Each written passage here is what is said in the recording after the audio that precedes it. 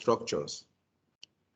The structure of a country's population basically has to do with the components of that population with respect to age and sex. As can be seen on my screen, the two diagrams here, they represent the population structures of two different classes of countries. The one by the left side is typical of an MEDC, the more economically developed countries, while the one by the right side depicts that of an LED, the less economically developed countries. The physical outlook of the two different types of pyramids, they are different, as can be seen. We are going to return to that shortly. Now, for a typical pyramid representing a country's population structure, there are two sides to it. First, we have the age brackets, and on the horizontal axis, we have the number, the total number of those in each of the age brackets in millions. Now, there are three classes of those of the age brackets. Age brackets 0 to 14, they represent the young dependents, 0 to 14. So essentially, we have from here, but they are referred to as the young dependents, 0 to 14. From 15 to 64, they are regarded as those in the working class. While those above that, 65 and above, they are the old dependents. So essentially, it is possible to calculate the total number of dependents for a particular country. So what we need to do is just to look at the number for each of the age brackets and trace it down to the adds up all the numbers that we have. Now, a population pyramid has two sides. Females are represented on the right side, pink color, while the males are on the females are represented on the right side, while males are represented on the left side.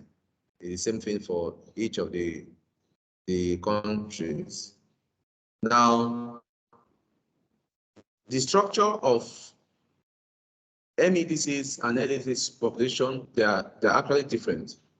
As you can see, for the MEDC by the left side, the base is a little bit narrower than that of the right side, where there's a wide base for the MEDCs population. For the LDCs population, the base is narrow.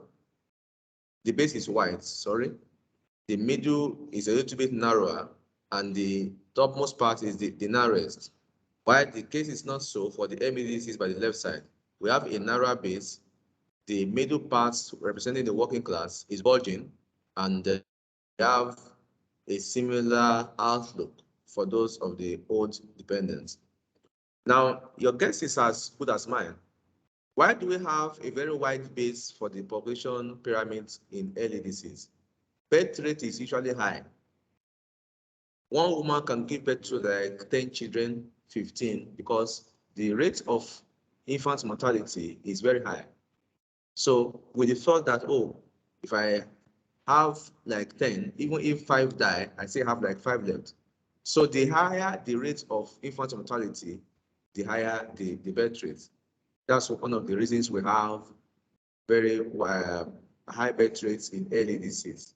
Again, people give birth to many children for economic reasons, for futuristic purpose that when they grow old, they'll have children to take care of them, things like that.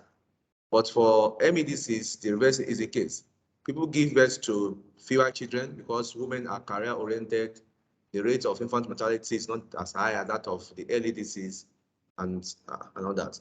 But you might be wondering that if we have very low birth rate in MEDCs, so why do we have the middle parts representing the working class bulging out?